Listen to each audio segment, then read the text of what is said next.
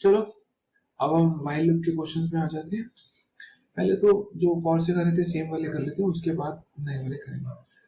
10 natural number print करने हैं। तो व्हाइल का कॉन्सेप्ट क्या था, जो फॉर में एक लाइन में था वो इसमें अलग लाइन में। तो सबसे पहले कहाँ से लूप चलेगा,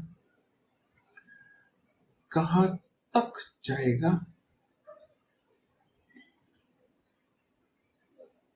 वैल्यू क्या प्रिंट करनी है यानी स्टेटमेंट क्या है, और अपडेशन विच इज कंपलसरी, चाहे जितने मर्जी नहीं तो इनफाइनाइट लूप बन जाएगा, मतलब चलता ही रहेगा। और अगर इसी क्वेश्चन को फॉर में याद दिलाऊं,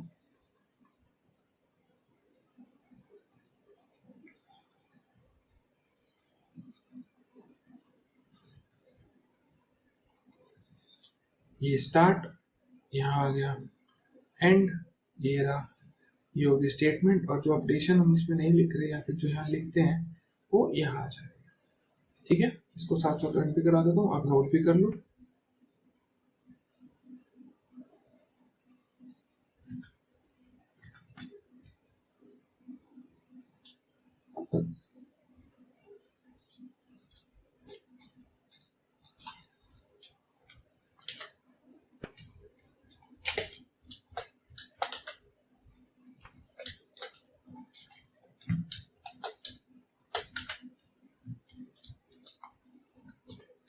सेव करते हैं डब्ल्यूएच के नाम से,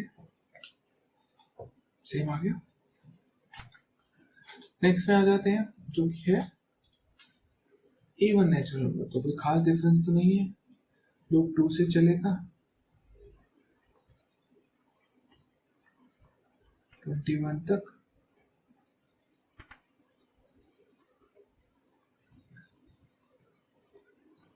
उसको एंड लिख लेना अगर सेम लाइन प्रिंटिंग चाहिए। चलो इसका भी रन कर लेते हैं सिस्टम पे, खास डिफरेंस नहीं है, 2 से चलेगा 21 तक, अपडेशन इज 2। ठीक है, 2 4 6 8 25। नेक्स्ट में आते हैं, एक कॉन्सेप्ट है जिसमें लिखा है आपको एक नंबर इनपुट करना और रिवर्स प्रिंट करना। तो मैं आपको कुछ पहले याद दिला देता हूँ जिससे ही आपके बाकी रिमेनिंग क्वेश्चन इजीली हो जाएंगे। ठीक है, तो सिस्टम पे चलते हैं, मैं आपको कुछ याद दिलाता हूँ।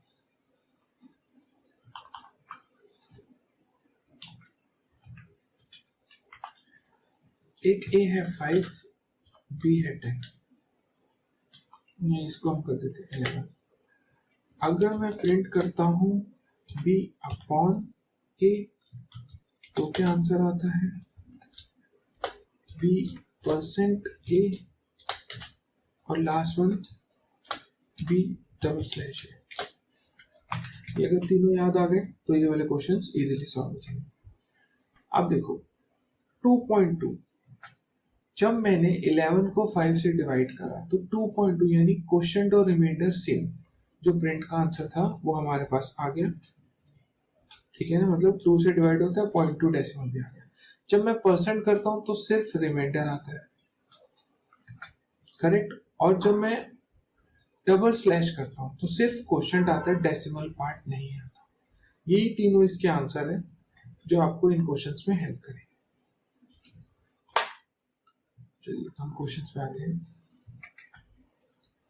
क्वेश्चन है कि एक नंबर इनपुट करो और उसका रिवर्स प्रिंट करो। मतलब अगर नंबर है 512 तो आपका आंसर आना चाहिए 215।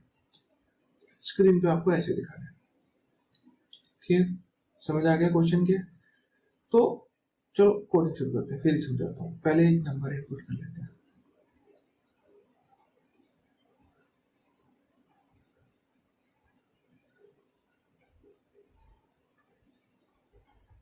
ठीक है, अब लूप तब तक चलेगा जब तक नंबर 0 ना हो जाए, नंबर नॉट इक्वल टू 0। अगर मैं बात करूं ये 512 है, तो जब तक ये नंबर की वैल्यू 0 ना हो जाए तब तक लूप चलेगा। और हम क्या करेंगे, इस पूरे नंबर में से पहले 2 अलग करेंगे। कैसे? सिर्फ एक लाइन से, रिवर्स वेरिएबल ले लेता हूँ, नंबर डैश 10। अब बताओ क्या आएगा, परसेंट। अगर मैं इस नंबर को 512 को 10 से डिवाइड करूं तो 51 क्वोशिएंट है और 2 रिमाइंडर है, करेक्ट। परसेंट रिमाइंडर के लिए होता है, ठीक है। तो इन शॉर्ट आरईवी के पास 2 आ गया। अब मैं इसको प्रिंट कर देता हूं और साथ में एंड भी लिख देता हूं, ठीक है। कितना समझ आता है? एक और लाइन की कोडिंग है, बाकी पूरा प्रोग्राम खत्म हो जाएगा। अब मैं क्या करूंगा, मैंने आपको बोला ये नंबर 512 था तो मैंने इसे 2 अलग कर लिया, इसको दिखा भी दिया। लेकिन अब मैं चाहता हूं ये नंबर सिर्फ 51 रह जाए ताकि मैं दोबारा 1 अलग कर सकूं और उसको दिखा सकूं। तो वो कैसे आएगा, नंबर, अब अगर इसी नंबर को मैं ये बोलूं मैंने 10 से डिवाइड करा था, डबल स्लैश क्या होता है, सिर्फ क्वोशिएंट के लिए, तो नंबर की नई वैल्यू क्या होगी, 51। क्लियर? कोड खत्म हो चुका है, मैं इसमें कुछ नहीं करने वाला, लेकिन उसको पूरा रन करके दिखाता हूँ। ऊपर गए वापिस, नंबर अभी 0 नहीं आया, 51 है। 51 को जब हमने दोबारा 10 से डिवाइड करा तो यहाँ आया 5, यहाँ आया 1, करेक्ट। फिर 1 रिवर्स के पास आ गया, हमने फिर अगला 1 भी दिखा दिया। अगेन प्रोसेस चला, ये हो गया 5। फिर जब इसको दोबारा से करा तो रिमाइंडर तो 5 आ गया, ये हो गया 0 और हमने 5, क्योंकि जब हम 5 को 10 से डिवाइड करेंगे तो क्वेश्चन 0 है, रिमाइंडर 5 है, ठीक है। थोड़ा कॉम्प्लेक्स है लेकिन इंपॉर्टेंट भी बहुत है, तो इसको आराम से देखिए। मैं इसका ड्राई रन नहीं करा रहा क्योंकि अगला क्वेश्चन है इसी से रिलेटेड है, इसको कराने के बाद ही मैं ड्राई रन कराऊंगा ताकि आपको दोनों आसानी से समझ आए, ठीक है। इसको नोट कर लो, फिर मैं आगे बताता हूं। चलो अगले में देखो तो क्या है, एक नंबर इनपुट करो, सम ऑफ इट्स डिजिट दिखा दो। इन शॉर्ट अगर यही 512 होता तो इसकी डिजिट का सम क्या होता, 8। कैसे, 5 प्लस 1 प्लस 2, तो 5 6 7 8। कॉन्सेप्ट सेम है, बस एक लाइन का चेंज है। यहाँ पे एक सम वेरिएबल ले लेते हैं, इसको प्रिंट करने की जगह इसके अंदर रिवर्स को ऐड कर, सम 0 था, 0 प्लस 2 2, 2 प्लस 1 3, 3 प्लस 5 8, और लूप खत्म होने के बाद सम को दिखा दो,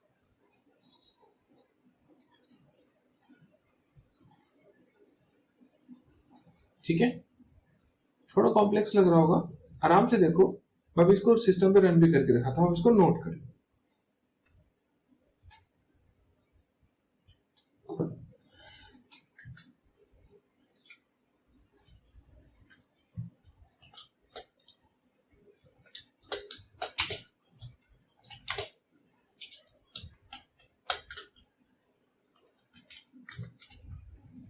enter number,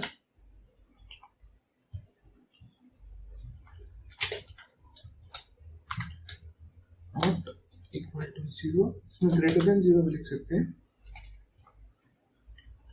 number %10,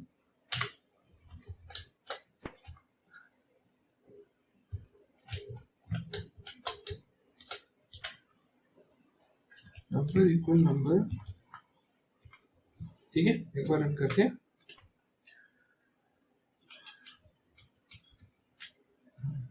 five one two, समझ आया कि हम क्या कर रहे थे, ठीक है। अब इसी के अंदर मैं आपको दूसरा भी मॉडिफाई करके दिखा देता हूँ, S equal S plus reverse, और ऊपर एस लेना पड़ेगा,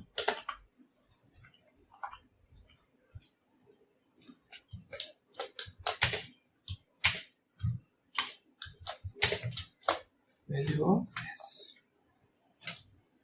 512। क्लियर? थोड़े से डिफिकल्ट क्वेश्चंस हैं, आराम से देखो, थोड़ा पॉज लो और बाद में बाकी दो क्वेश्चंस के ऊपर आना, ठीक है? क्योंकि वो भी इसी कॉन्सेप्ट पे बेस्ड है, ठीक है?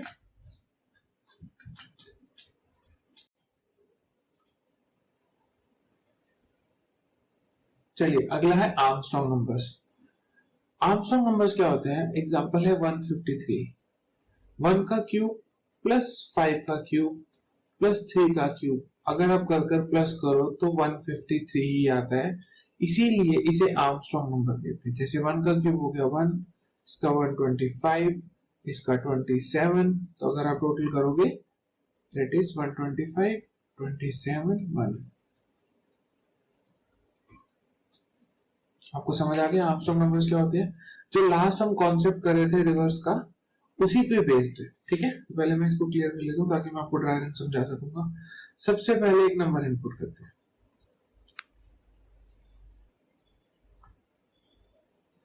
इनपुट एंटर नंबर, उसके बाद रिवर्स के लिए हमने कुछ डिजिट्स लिए थे, यानी कि हमने कॉन्सेप्ट चलाया था while number not equal to 0, हम रिवर्स निकालेंगे।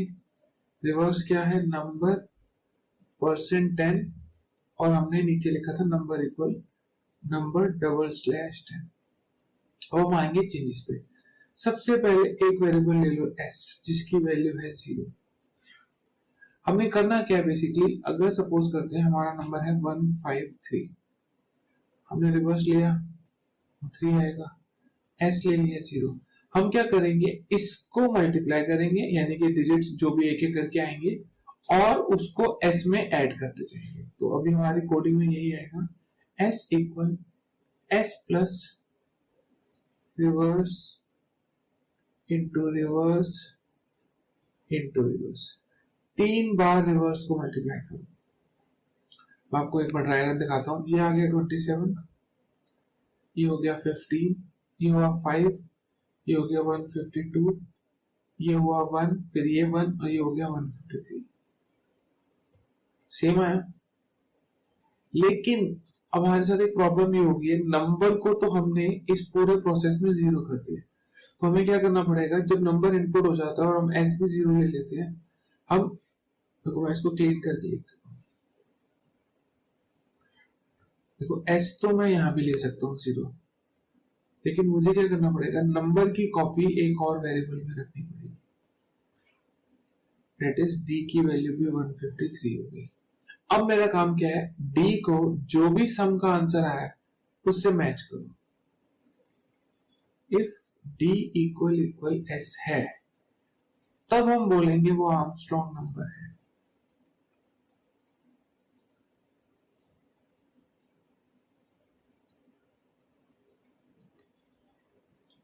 एल्स वो आर्मस्ट्रांग नंबर नहीं है।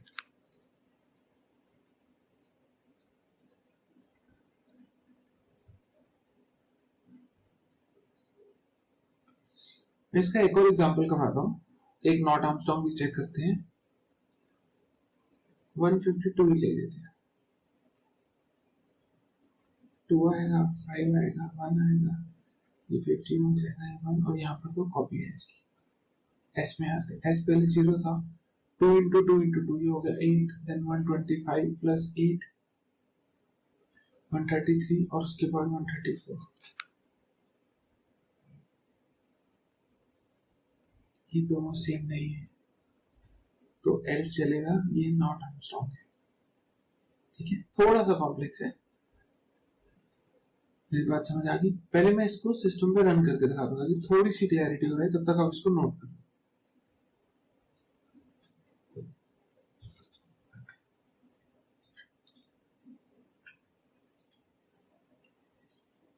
एक न्यू फाइल ले लेते हैं,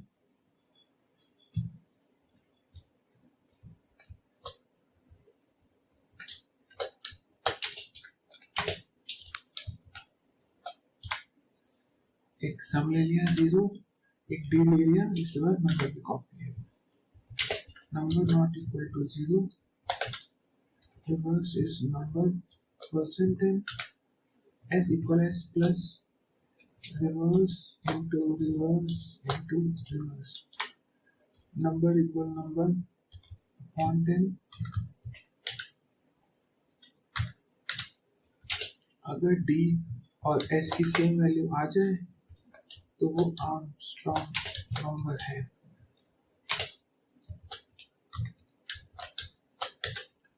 अगर नहीं है तो वो आर्मस्ट्रॉन्ग नहीं है।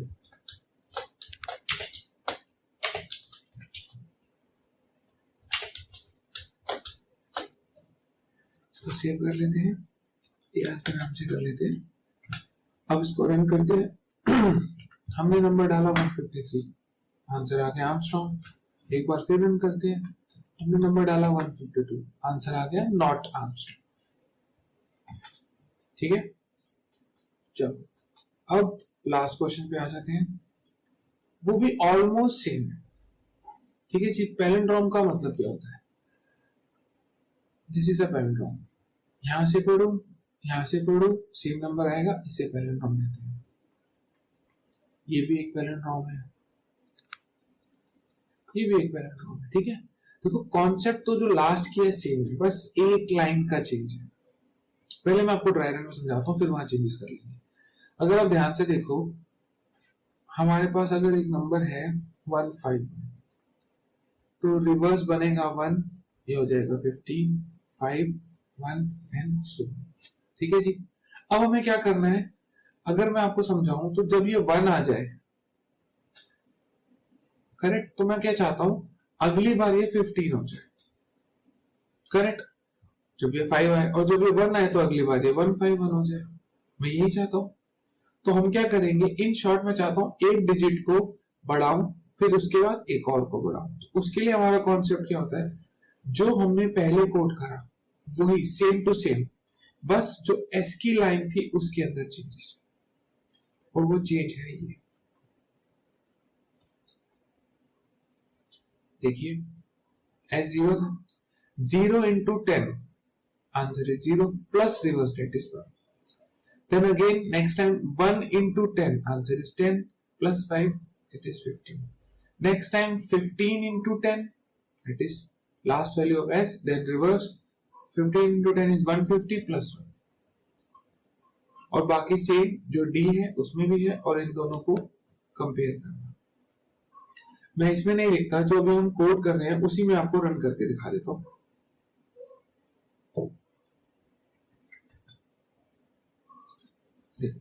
यहां पर होंगे चेंजेस, जैसे मैंने आपको भी बताया, इंटू 10 प्लस रिवर्स, और यहां पर मैसेज चेंज हो जाएगा, दैट्स इट।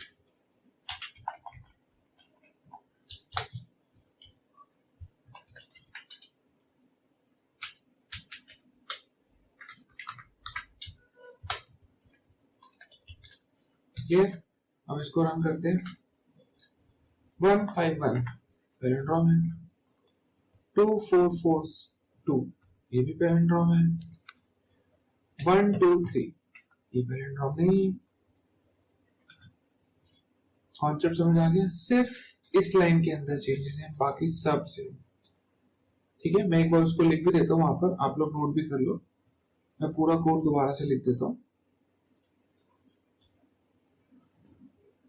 एक नंबर इनपुट करते हैं,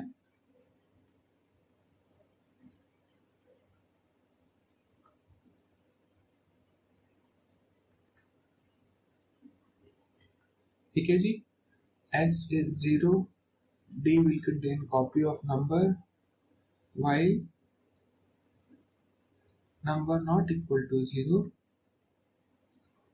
reverse is number percent 10, s is equal to s into 10 plus reverse, and number will be number double slash 10। उसके बाद यहाँ का if मैं यहाँ लिख लेता हूँ, अगर d और s सेम आ जाए तो पैलिंड्रोम है,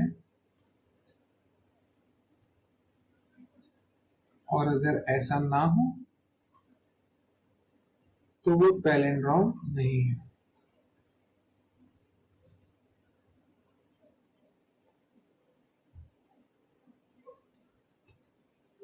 ठीक है, इसे नोट कर लो।